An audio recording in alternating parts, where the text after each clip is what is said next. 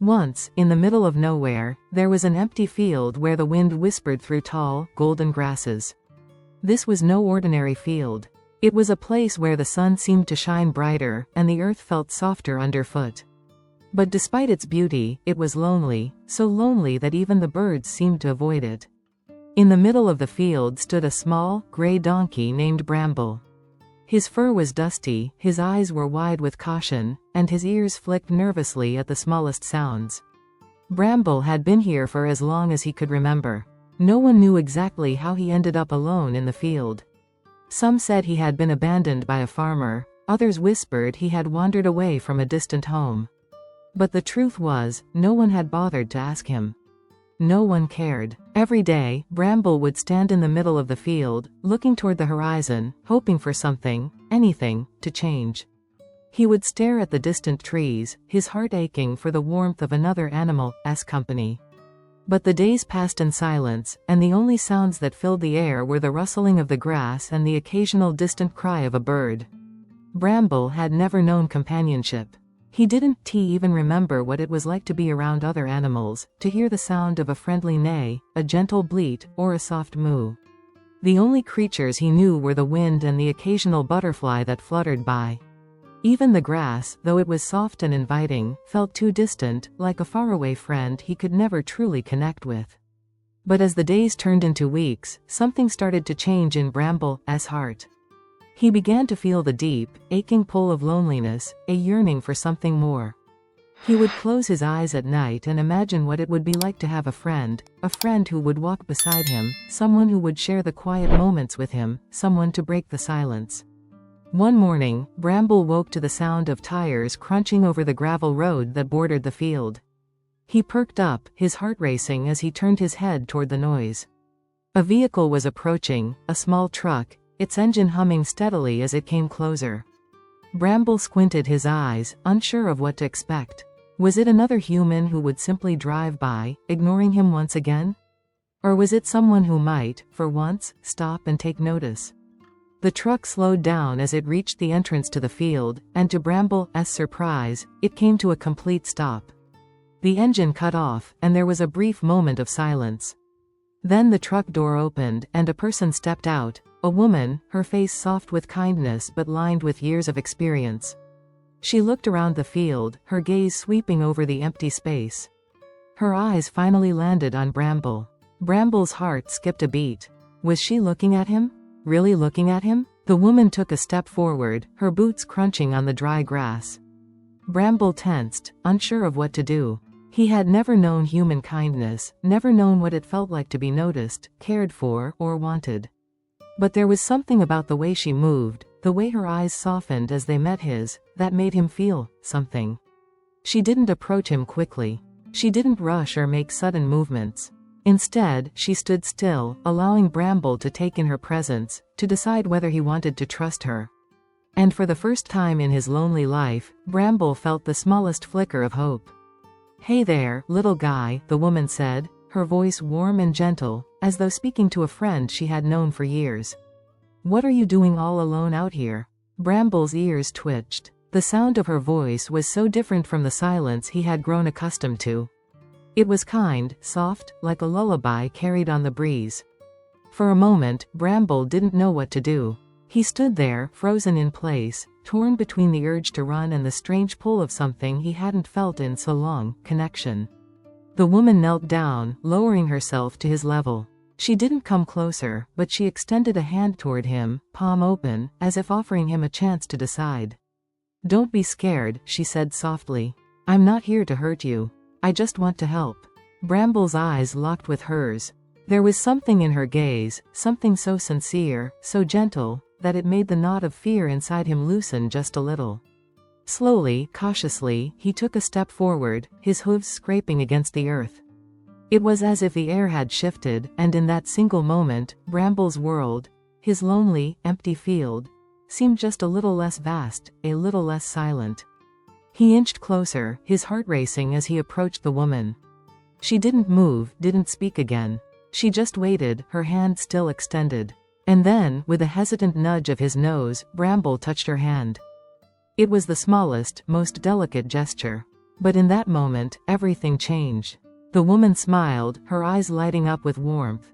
"You're a good boy," she whispered, her voice like a soft caress. "You've been waiting for someone, haven't you?" Bramble didn't know how to respond. He didn't have the words, but for the first time in a long while, he felt like he wasn't so alone.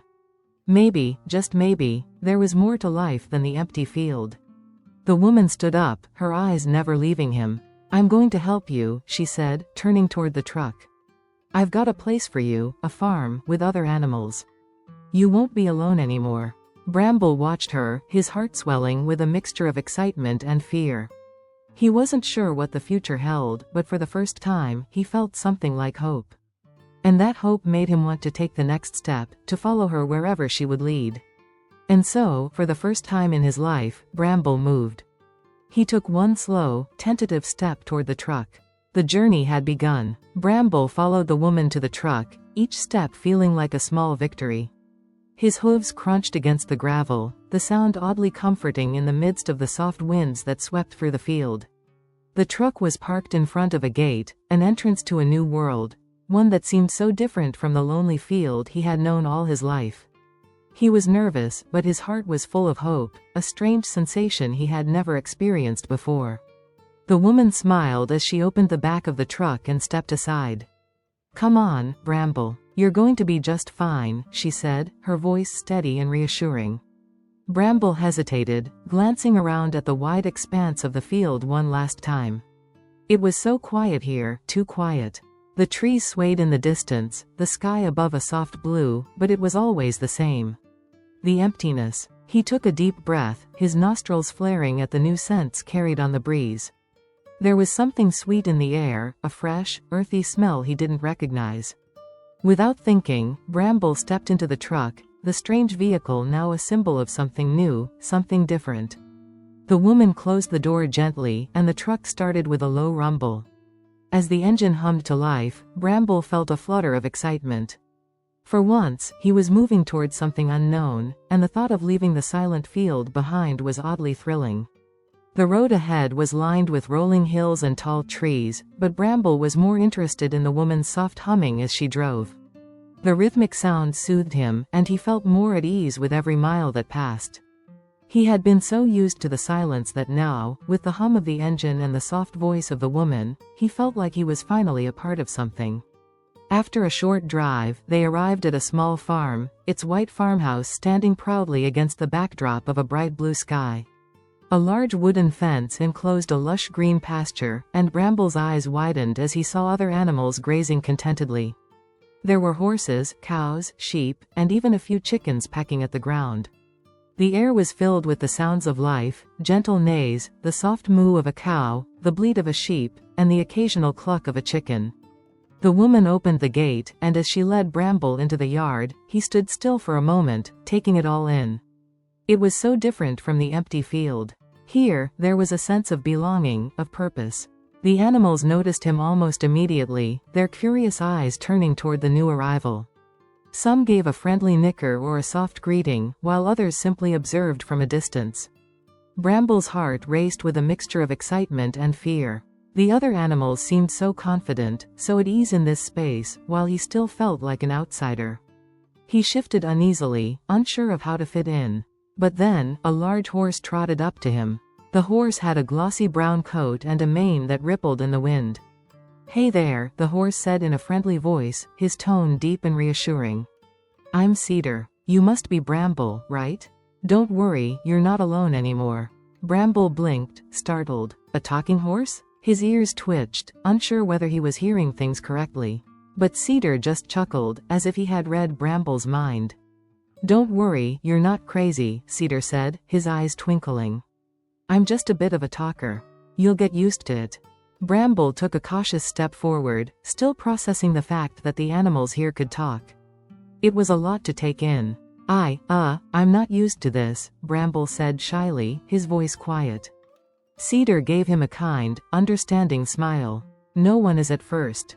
But this is your new home now. You've got plenty of space to roam around, and I promise you'll have friends in no time." Bramble felt his heart lift just a little at Cedar's words. Maybe this place was the change he had been waiting for. He took another step forward, this time feeling a little braver. A soft voice interrupted their conversation. "Are you going to introduce me to the new guy?" It was a smaller voice this time, belonging to a white goat with curious, bright eyes. She bounded up to Bramble with an excited energy. "I am Poppy," the goat said, bouncing around him. "It's so nice to meet you, Bramble. This place is so much fun. You'll love it here." Bramble couldn't help but smile at the goat's enthusiasm. It felt different. It felt right. Poppy's energy was contagious, and he found himself a little more relaxed in her presence. As the day passed, Bramble explored his new home. Cedar led him around the large pasture, showing him where the best patches of grass were and where the most delicious apples grew. Poppy, the goat, showed him her favorite spots to climb and leap. Everywhere Bramble turned, there was something new to discover. But even more than the new sights and smells, Bramble realized something that made his heart swell with joy. He wasn't alone anymore. The animals here were kind, welcoming, and full of life. They didn't judge him for his past or his fear, they simply accepted him, just as he was. That night, as Bramble lay down in the soft hay of the barn, he felt a warmth spread through him. He was safe here. The stars twinkled above, and for the first time, Bramble didn't feel like he was on the outside looking in. He was part of something, a family of animals who understood him in a way he had never known before.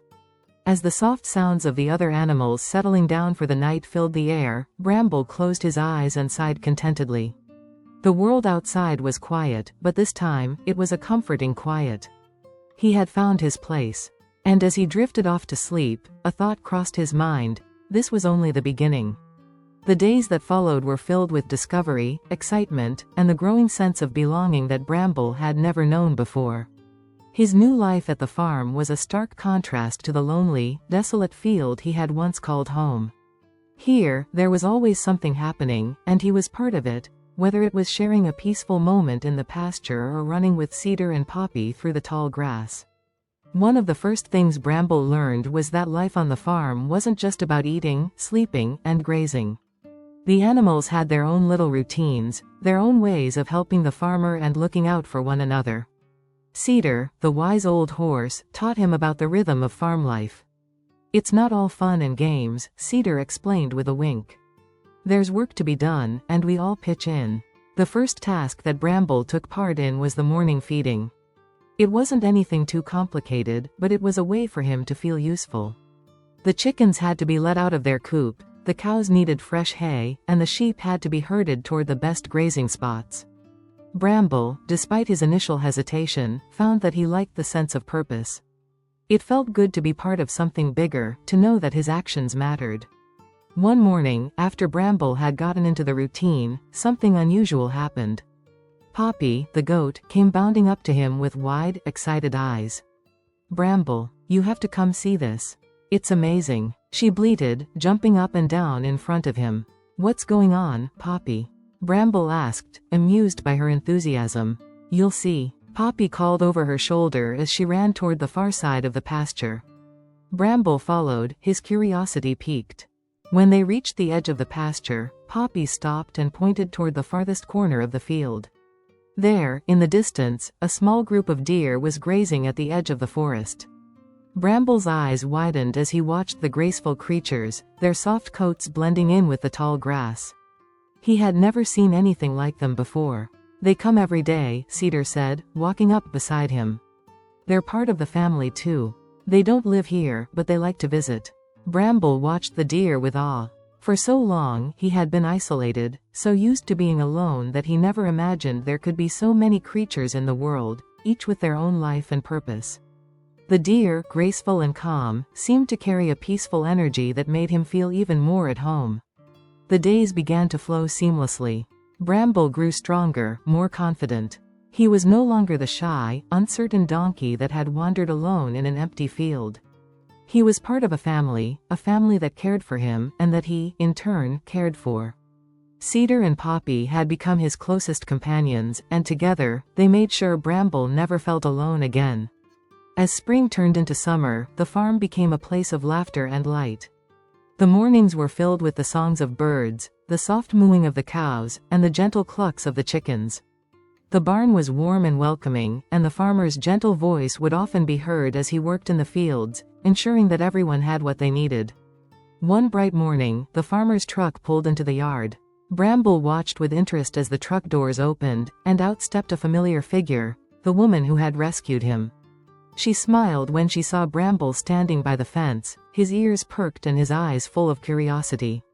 "Hello, Bramble," she called out, walking toward him. The other animals, who had quickly come to recognize her as a friend, greeted her with happy noises, but Bramble felt a special bond with her. She had been the one to see him, the one to pull him from his lonely existence.